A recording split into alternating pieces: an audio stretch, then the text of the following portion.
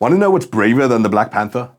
Any other than Marvel movie roughing a weekend release against a guaranteed billion-dollar steamroller. These other poor dears either end up being fascinating weirdos, exceptionally good, or just fun bad. Either way, all of them are overshadowed. And I'll cover Wakanda Forever last, but maybe check out these latest Gorill-eases too. In a morbid twist that's probably just autobiographically prophetic, Jafar Panahi's No Bears seems to tell a tense and tactile story about a filmmaker looking over his shoulder for the authorities, constantly. Panahi was, in fact, detained by Iranian police in July of this year in real life, and is now serving a 6-year sentence on charges of supposed propaganda against the establishment. And through years in and out of the establishment's prisons, for his widely praised cinematic art, Panahi shown intense bravery, here directing yet another despite a 20-year ban on his filmmaking and restriction to his native Iran. No Bears keeps up his gonzo-style blend of reality featuring himself / as a fictional character, and specifically the fictional goings-on of a small Iranian border village with Turkey. He directs a Turkey-based crew remotely from the village, which at first seems quaint and romantic until cracks emerge in a love triangle Panahi unwittingly documents, putting him in the crosshairs of some locals to prove who said what and who loves who before an arranged marriage can go into effect. Parallels abound from the blurred genre lines of documentary versus fiction to blurring national borders between Turkey and Iran. Borders locals nervously claim are not worth the breach for danger of wild bears out there. There are no bears, and you get to see for yourself in this head trip while ideally Iran sees the light for its jailed creator. A handful of arbitrary borders to the east, man. Our eye is cast by decorated documentarian Matthew Heineman over Afghanistan in Retrograde. And how I wish it just meant Afghans needed to watch out for backstabbing Scorpios, Retrograde in military terms basically entails retreat.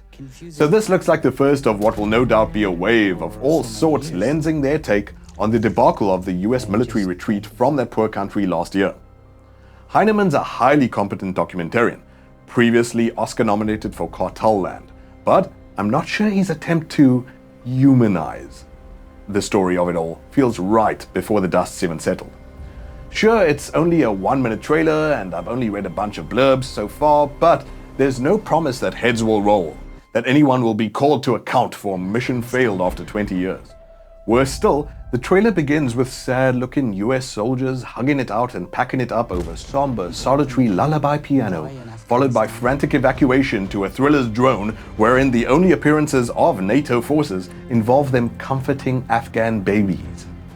But who knows, maybe it does the journalistically critical thing too. The first-hand footage looks harrowing and extremely impressive. So, see it today, but maybe do so with both eyes, both ears, close and far.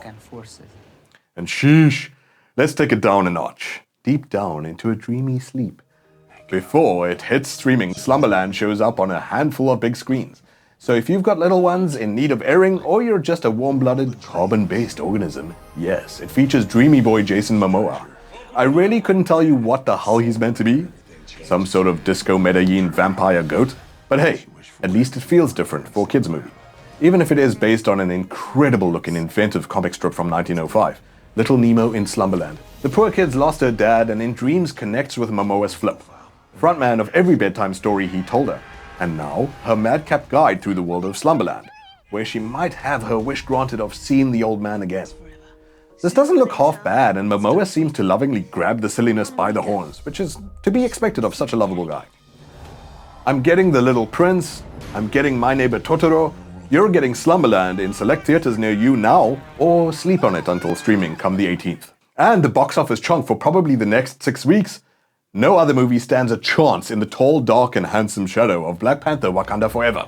So, we all know who takes up the mantle. By now, it was released on Friday, and at the time of scribbling this, I was hella hoping it would be Lupita Nyong'o, who is a wondrous actress and deserves all the flowers, particularly Wakanda's heart-shaped herb.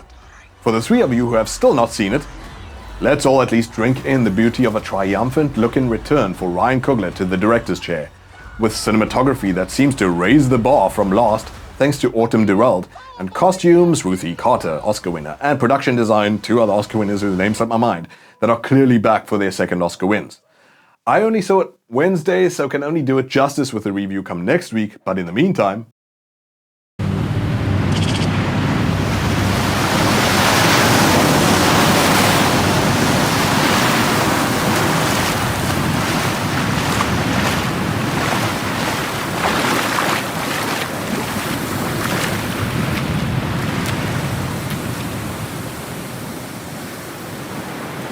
Is my daughter alive? The princess is alive and well. She requested to be taken to Talocan. She will remain there for the time being. What can I offer you in exchange? Nothing. I beg to differ. The Americans are preparing to blame Wakanda for your attack on their mining ship.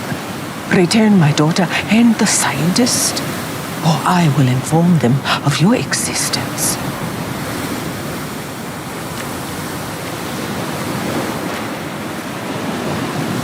If you tell the Americans about us, if you try to find us, or if I discover a single Wakanda ship in the ocean, I will kill the princess. I will come to Wakanda, and I will kill you.